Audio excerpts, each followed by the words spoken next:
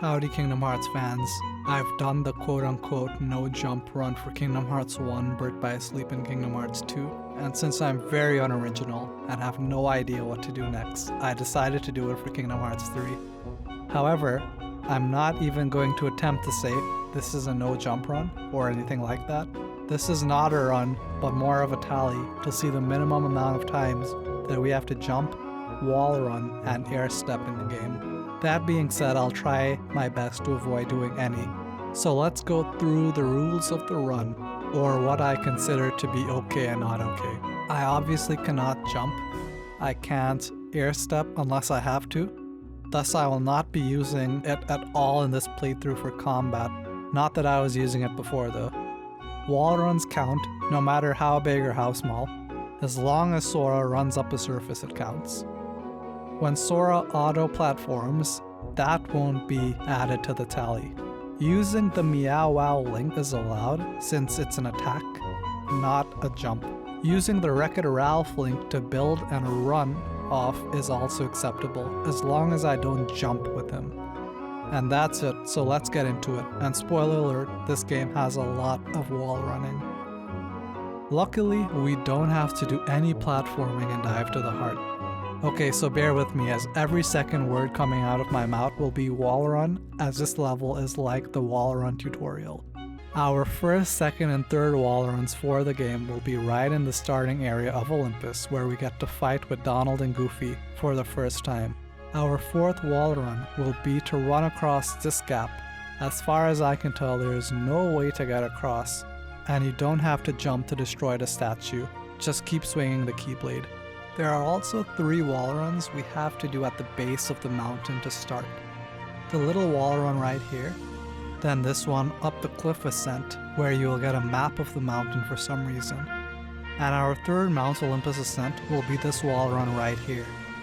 This area poses a bit of a challenge for us, as we are supposed to jump. However, if we time it just right, we can flow motion ourselves to the other side to avoid jumping. It then takes 4 wall runs to get to the cutscene before the Rock Titan begins throwing boulders. Quick side note, why didn't he throw boulders in Kingdom Hearts 1? I mean, he just stood there. Anyways, it then takes 3 wall runs running up the mountains to fight Rock Titan, where we will then have to make a detour in a small cave for yet another wall run. Our final wall run is to actually fight the Rock Titan. When we get to the top, we can also auto-platform to the top of the Rock Titan's head, so there's no platforming required to beat him. Okay, so we are finally done running up walls for the level. We have to do 3 air steps, and we are done with platforming for the level.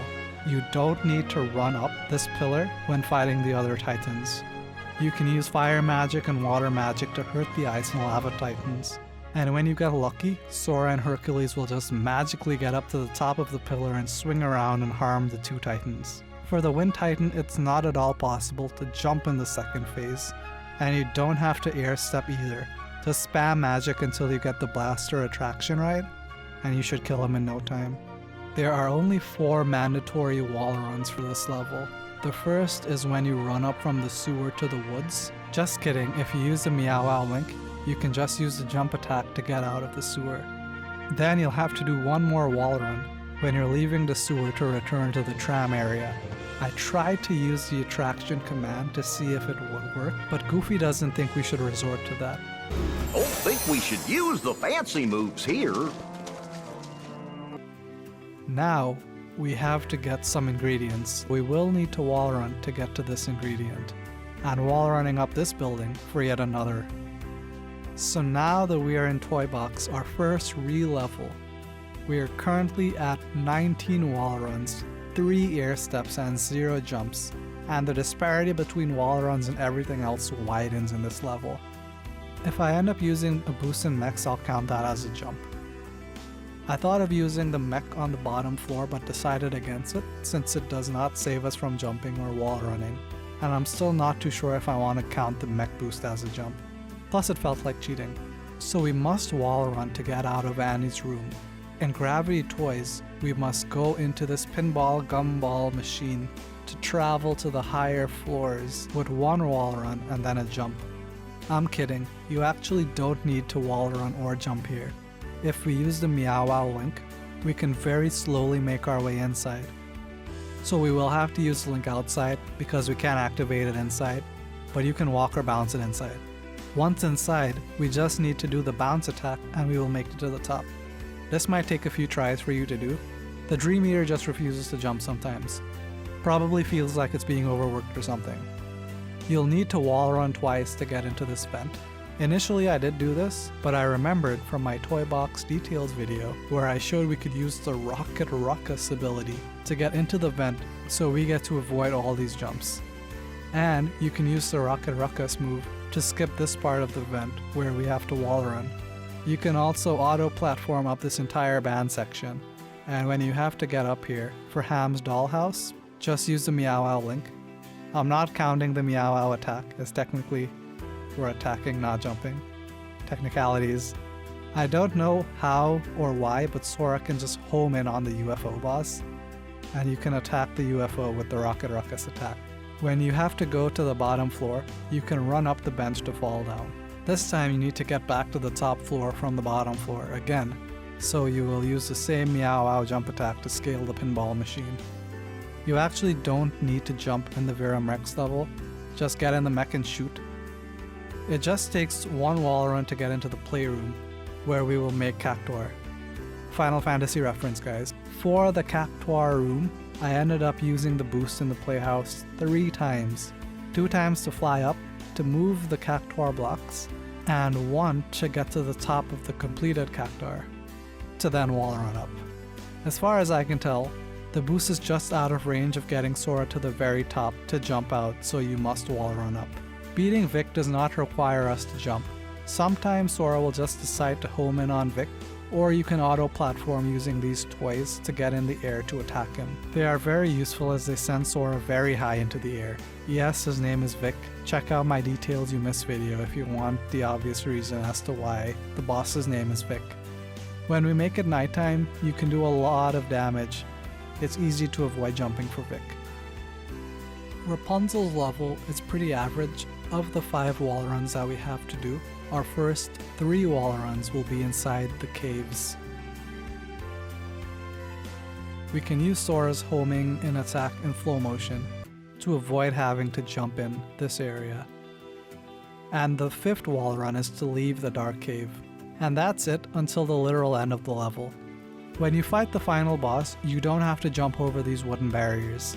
I legit didn't know this. If you wait for the barriers long enough, they will go away, so there is no need to jump over them. The only negative is that the barriers will come back in a few seconds, and you'll have to repeat the process over again. Something I found out is that the barriers do not spawn at the tower, so you can just chill there if you really want to.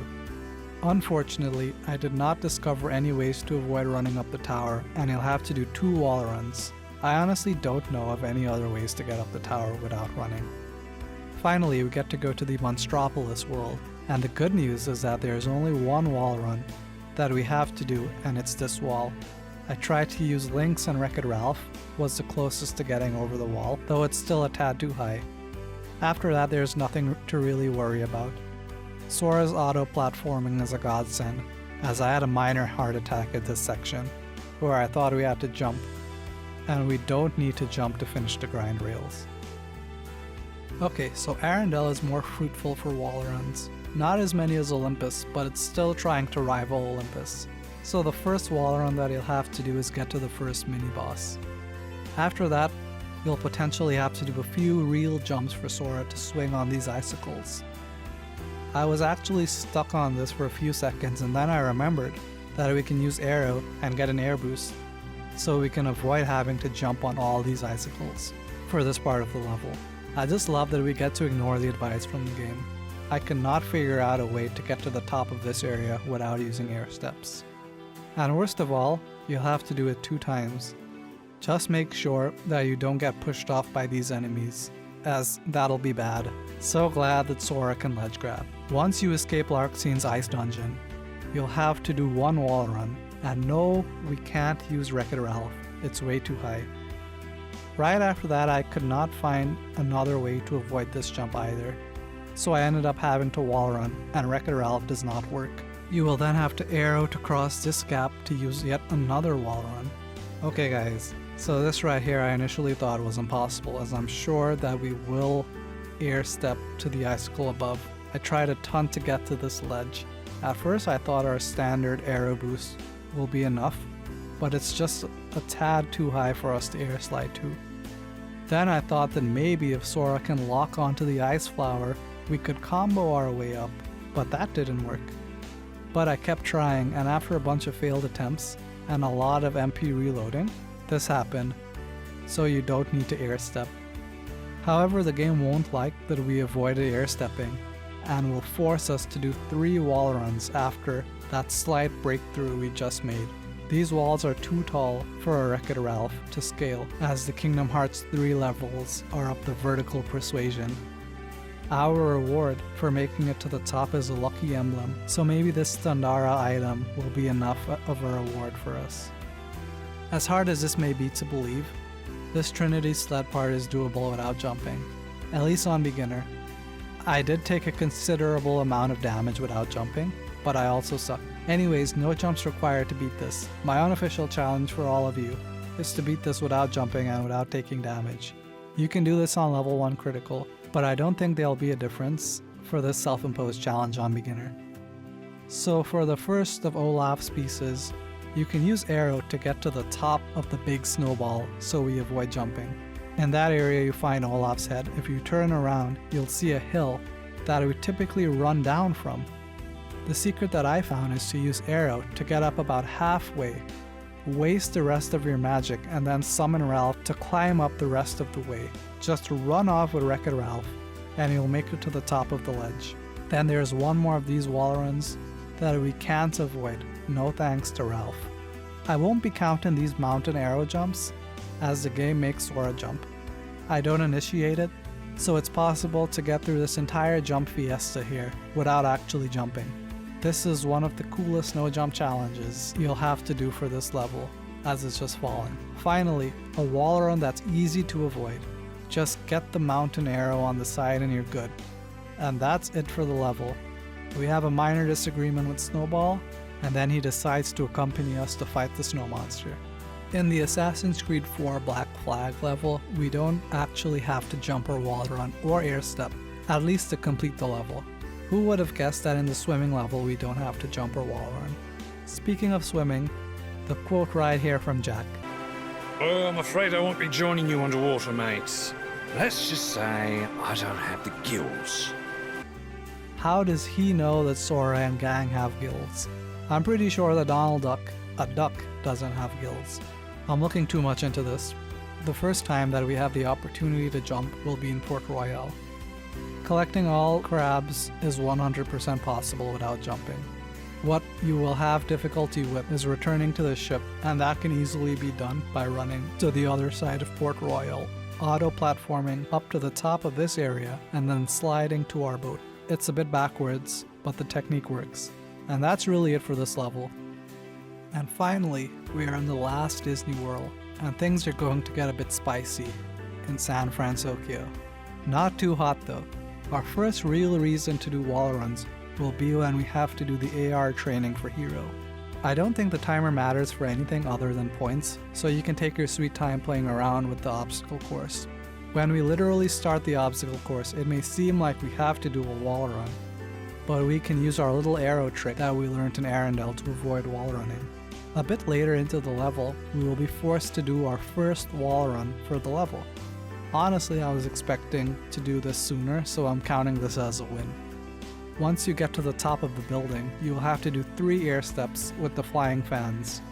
And you can just air dash to the top of the next building to avoid another air step.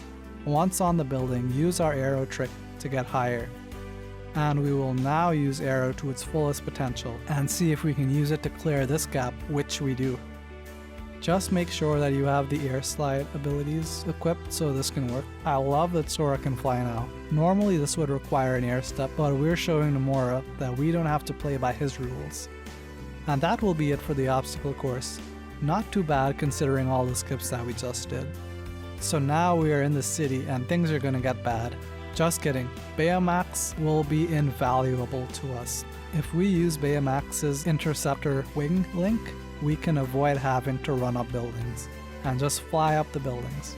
So make sure you give Baymax an accessory so he can get his AP over 50, so we can equip the team effort skill to get his limit at the start of each battle. When you're in the dinosaur fight and he decides to get to the top of the building, literally just wait for Baymax to give us the interceptor wing limit and just fly there. You can spam him with Blizzard, Magic, and Auto Platform, so once you get to the top of the building, you should be good. When you have to rescue Gogo, just use Arrow to get to the top of the ball. When you have to rescue Fred, use Arrow to avoid jumping, and then go into an air slide and try to do it quickly, as the dark cubes regenerate quickly. You will have to chain 2 of these air slides together, but if I can do it, it's doable. When you rescue Wasabi or Cyborg from Teen Titans, make sure that you have the interceptor wing, so you can just fly up and do Sora's airstrike, easy as that. And with that, we are done with the level. We don't have to jump to beat the dark cubes, and Evil Baymax is a boss fight that we can't even jump in since we are flying the entire time. So we are finally in the Keyblade Graveyard, never mind the final world. When Sora needs to gather the 111 versions of himself, there is no real reason to jump for this part. It takes longer, but you don't need to do it. As long as you collect 1 Sora out of the 111 times you infinitely fall, which you absolutely can, then it's possible. Just a bit longer than usual. Our next roadblock is when we have to choose to save Mickey or Riku. Choose to go to Riku. If you choose Mickey, you'll have to do a wall run, which is something that you want to avoid. This entire gameplay that you guys are watching is taboo, whereas with Riku we can essentially just walk to help him. No acrobatics involved. The step puzzle can be done without jumping. When you have to choose between Axel and Kairi or Ven and Aqua, choose Axel and Kairi, as it's another walking minigame for Sora, so you won't have to jump. Now our final wall run / jump for the game is to run up this wall to fight the Xehanort gang. And with that, we are done with the game. It takes 3 jumps to beat the game, 38 wall runs, and 8 air steps. Definitely a lot less platforming than the other games. Well, less platforming in the sense that we can avoid it compared to the other games. Something to note is that all 3 jumps are from Toybox, and they are not jumps, they are mech boosts. Of the 8 air steps, 3 come from Olympus, which is where we learn how to air step, 2 come from Arendelle, and 3 come from San Francisco, because to be part of Hero's team, Sora has to know how to literally step on air. And of the 38 wall runs that we have to do, we will never have to wall run in the Caribbean. Every other world requires at least 1 wall run, except the Caribbean. So happy days, I guess. So with the 3 jumps / mech boosts, 8 air steps, and 38 wall runs, we have to engage in platforming at least 49 times to beat the game. Not too bad, honestly. I hope you guys learned something new, and I'll see you in the next video. Thank you for watching. Nope. The game continues.